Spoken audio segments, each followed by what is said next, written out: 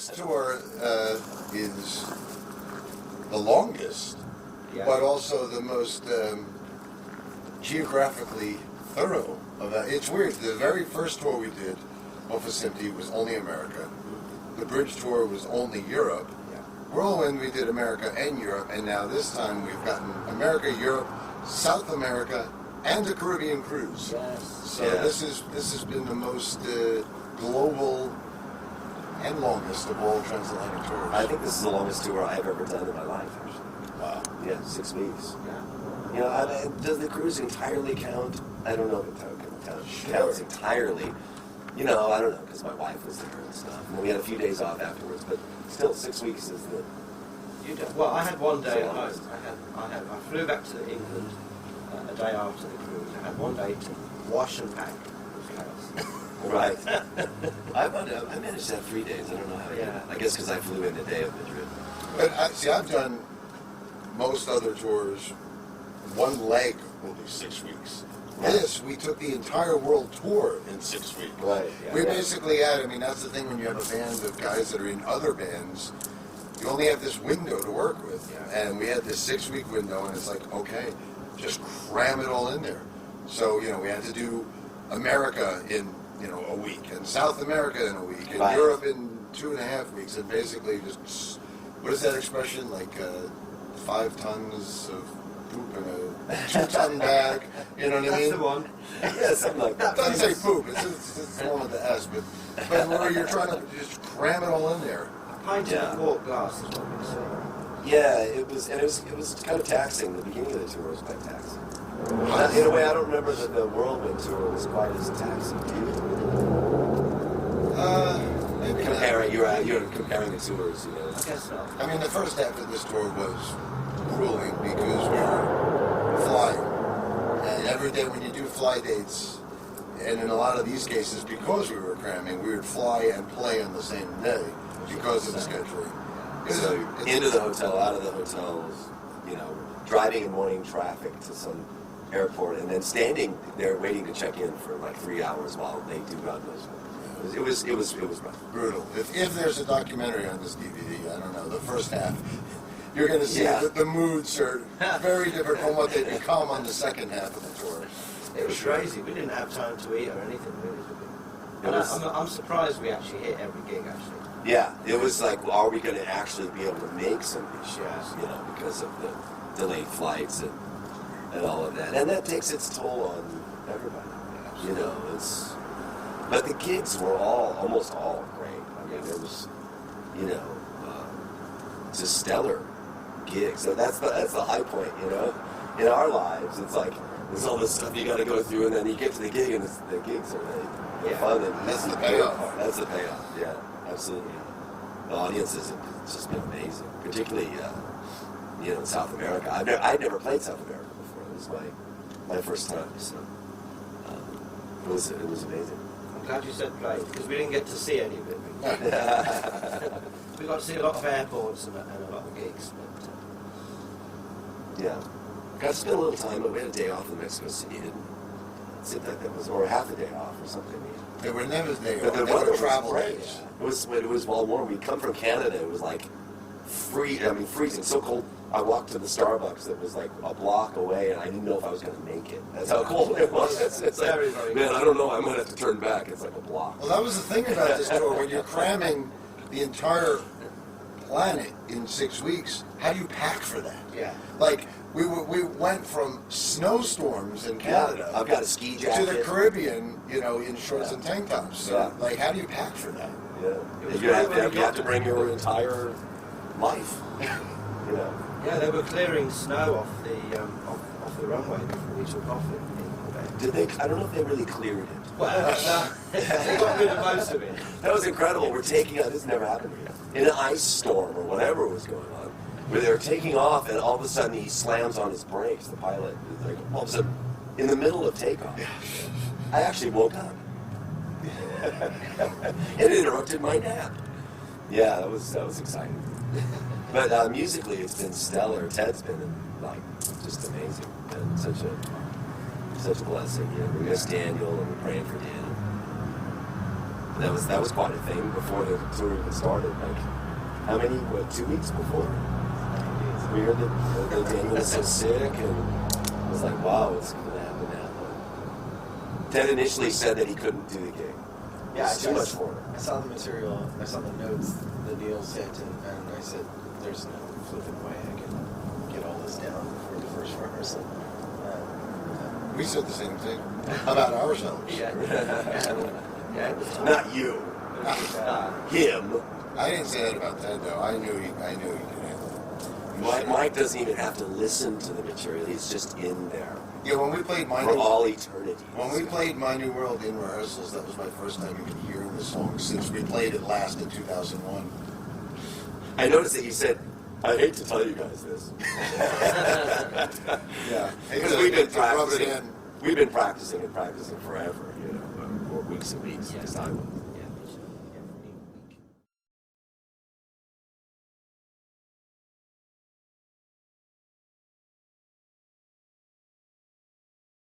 Well, the set list, you're looking at me, Neil.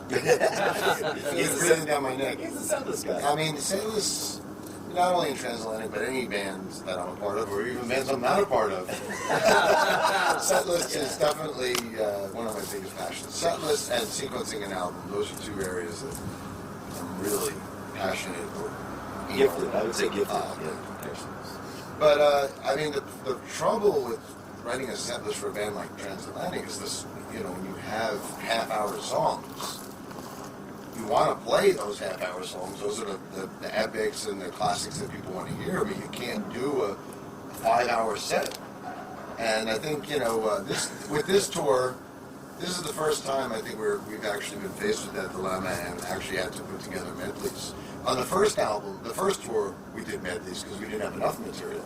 So we did medleys of all of our individual bands. Yeah. And now this tour, we're having to incorporate medleys just because, you know, you can't play the whole Whirlwind again. We did that last time. And you can't play Duel and All the Above and Stranger and Into the Blue and Kaleidoscope. I mean, they're all half-hour each. So, I don't know, but basically, I mean, I sent around, I think, a proposed set list, a song list. Everybody was cool with it, so it was a matter of just getting the right order. And even up until 2 days ago, the order was never perfect. It was still being switched around. I mean, if you look at the set list throughout this entire tour, there aren't many shows where it was the same thing every single night. Things were still getting moved and jumbled. Even the very first night in LA, we started with 2 sets and an intermission, the way we used to do it.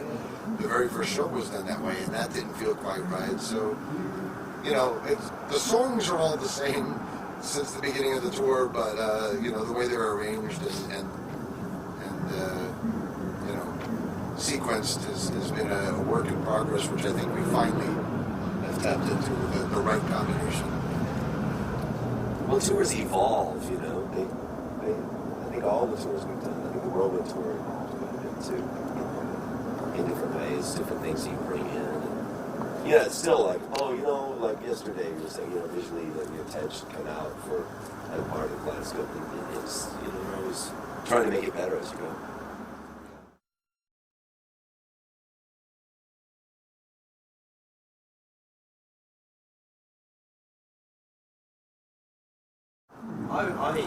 Yeah, when we played the whole of the album in order. I was in correct order as well. Yeah, I felt that was really good. It was a great experience actually. Watching Miami flow past as we were playing was something special. I'm going to remember this from it. It was magical. Seeing the sunset. We had the sunset at the perfect moment as well. Did you think? No, he may have had something to do with it. He may have talked to the guy upstairs and arranged that one. It was magical. I'll tell you what, both sets on the cruise were magical. The first set, first night doing the whole Kaleidoscope from start to finish and kicking off the cruise and, you know, pulling out, the sun setting, that was magical. And then closing the cruise. To me personally, the closing set that we did on the cruise was one of not only my favorite Transatlantic gig ever, but one of my top 3 gigs of mine in my whole career ever. I mean, first of all, our set was just I had goosebumps the whole time. Like all the songs from the previous albums, and then the set with John Anderson just like the icing on the cake. Yeah, it was amazing. It was special. And this Indiscipline as well was good though. Oh yeah. Adrian Ballou was what a guy. Yeah, it was great. Yeah. Playing the whole album from start to finish, though, it was. I mean, obviously we did that on the entire Whirlwind tour. The Whirlwind tour, every night we played the new album from start to finish. So it was good to be able to do that just one time on this tour. I mean, we're doing the whole album within the normal set, but that night was cool to kick off the tour with something special. Yeah.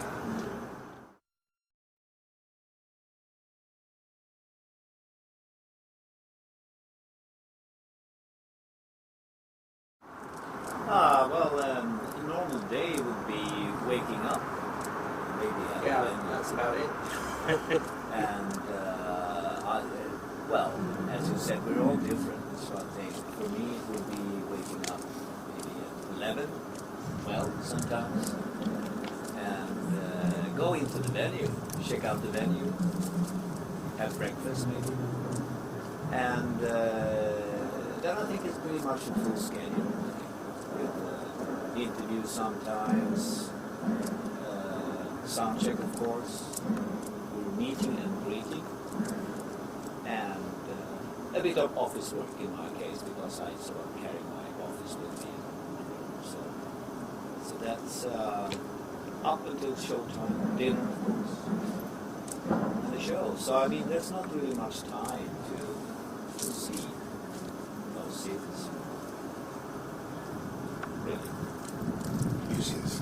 I do, usually. I get up around that same time, all that wandering the venue. At least this is on the bus in Europe. Now, the American and South American thing would be totally different. That's like lobby call and then, load the gear in the van and then get the van and go to the airport. We talked about that before, but a typical day on a bus tour for me, it would be, I get in and have some coffee and breakfast, then go for a walk for about an hour. Usually I try to. And sometimes I write lyrics or music. I wrote it's a secret, but I wrote a song for my daughter's 16th birthday over the weekend. And I'm also writing words as I walk around, I get ideas for lyrics for the new Flying Colors, for example. And so I do that and then come back and kind of get ready and do all the other stuff, the meet and greet and the sound check and all of that. And, hopefully have time to Skype with my family too. I'm the anti-Neil. I right now is the most fresh air I've had on the entire tour. I like my sleep. It's funny, people always say online, like, they'll see how busy I am and doing a million things and juggling, and people write, like, well, when do you sleep? If only people knew how much I really did sleep. I just choose to do it at very different hours. I mean, my day on a bus tour, I actually set my alarm for 2 p.m. I have to be woken up at 2 o'clock. Otherwise, I'll sleep until the gig. So I set my alarm for 2, and that's when my day begins, and I'll go have about an hour's worth of coffee and catching up on emails and Twitter and Facebook and everything, and then at that time it's sound check, meet and greet, and then eat, meet and greet and eat, shower, showtime, and then basically my day starts at showtime. The show goes, we'll play for 3 hours, and then I'm usually up till 4 or 5 in the morning on the bus, at night watching movies or TV and doing my thing. So I live the vampire hours. It was funny, one time Jerry called me from California. He was out with A-Mob, and he's like, you're going to love this. We want to have a meeting, but we're waiting for Mike and the singer to wake up. It was like 7 o'clock at night, California time. It was 7 o'clock at night, they hadn't woken up yet. So, yeah. Different strokes for different folks. So, I'm probably more like Neil. I try and wake up sometime between 11 and 12. It sort of depends. Depends what the night was. I mean, we've just had 2 nights on the bus where the bus has been travelling all night long, and that does mean it's hard to sleep, because normally the bus will travel, you know, the drive from the gig to the next gig, or it will stop and have a break. And you normally get 3 or 4 hours of sleep where the bus isn't actually moving. And that's when you really have, you know, proper sleep. The rest of the time you're kind of waking up and then dozing off again and then waking up. But when I get up, I normally, you know, start off having some coffee and stuff, checking emails, what have you. I try and do some exercise and maybe go for a run. I try and do that most days. But today's a Sunday, so I have the day off today. I don't do any exercise on weekends. And then breakfast, and then interviews, sound check, meet and greet, eat, and then do the show. So we really, it seems like, you know, what on earth do you do in your day? You know, you have all this day to yourself, but really you don't have any day at all. Yeah, it's pretty packed. With all kinds of little and if you do have time, you start thinking, oh, where did I leave my charger for this? And, oh, yeah, that's on the bus. You go back to the bus. Right. Oh, yeah, my phone, I left that in the dressing room. So you go back to the dressing room. And then, oh, yeah, my shoes. There in the wardrobe case, which is probably by the side of the stage. So I'll go there. And if you have a GoPro, then, you know, that takes up a whole hours and hours. Yeah. So yeah, it's kind of busy, but it doesn't seem like you've really done anything, but you've taken up all this time. I think every one of my days has been different. It's usually how rough the ride was, because I'm such a light sleeper. Although when I am sleeping, I'm quite noisy as Rona is well aware. We don't share a bunk or anything. Okay, come on. But they're pretty close, though. You can tell them. But yeah, so if I get good sleep, I'm up at 11, and then I try to get some exercise. Like yesterday, Neil and I did the insanity workout. Didn't want to get it. But yeah, bad sleep. Like today, I didn't blink until 1:30. But I also didn't go to bed until 4:40 or something like that. Sometimes it's hard to wind down after a game.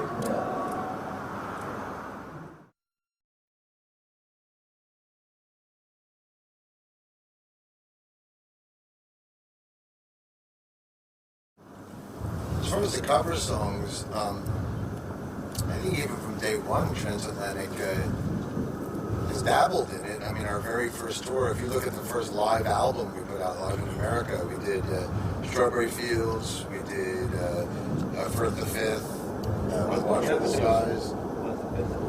And then the second album we recorded, Shine On You Crazy Diamond. The Whirlwind, we did 4 cover songs on that bonus CD, or 5 cover songs if you count America and the Beatles as well. We did Genesis and Purple Haze. I don't even remember all this stuff. Actually, even the very first album we covered Purple Haze and Elvis and I on the main album. So Transatlantic has always dabbled in covers. If you look at any of the tours or albums, we did the Abbey Road medley on the Bridge tour live. So this time around, it was natural to just take it to the next level and do an entire covers CD. And I think we all just kind of threw songs out there. I mean, you suggested it, you and I, Anger by Elmer Road. Rhina suggested Tin Soldier, I Tin think. Soldier and the ELO song as well. So the And what did I throw out? I guess the Procol Harum song and the Moody Blues song. yeah, And it was kind of all of it. yeah, we all wanted to do a Crimson song. But anyway, so I mean, we kind of all picked a couple songs, and it was fun, and it's been fun on this tour getting to play. You know, we did, and you and I with John Anderson, we did Indiscipline with Adrian. We're going to do Sylvia with the singer from Focus. So we've actually done 3 out of the 8 covers with the original artist joining us, and we're going to do a few more covers in Tilburg as well. So it's always been a part of this band. You know, we've always done covers. It's a tribute to our influences and inspirations. It's a lot of fun, and we enjoy it, the fans enjoy it. It's nice as well because it kind of shows the love of music, because we all have a love of music. That's why we do what we do, essentially. It's because you love music and you want to find a way to kind of express yourself. So yeah, it's a great thing to do. It's a nice thing as well because it kind of allows you to unwind at the end of a session, because sometimes, you know, trying to record all that music in 5 or 6 days can be kind of grueling, you know. And as much fun as it is, your kind of brain gets fried after a while, so so it's nice to just relax into something that you know and are really fun to play.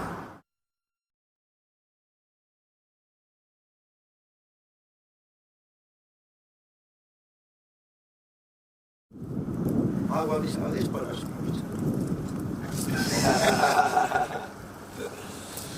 Unseen, who knows where the road will lead us? Only a fool would say. Little Sinatra, folks. Yeah, I don't know. We'll see. Yeah, we haven't done any jazz yet. Oh, there's that one little part in We have 4 bars. Oh, yeah, we do. Yeah, Felix was saying as they show Feels us, longer, but it's it's like only you 4 bars. did 4 bars of jazz in a 3-hour show. That's all we can handle, 4 bars. And who knows what will happen with the next record? I mean, you know, I think we've kind of elevated from side project to part-time band. You know, so I guess, you know, anything can happen, but it's crazy to think that we've been doing this for 15 years already. I mean, this started as just a side project. Who knew if it was going to be a one-off or not? And now here we are, 4 albums, 4 tours, 15 years later. So, We'll have too much material for a one show now. we already do. Yeah. But it's great. It's great playing together.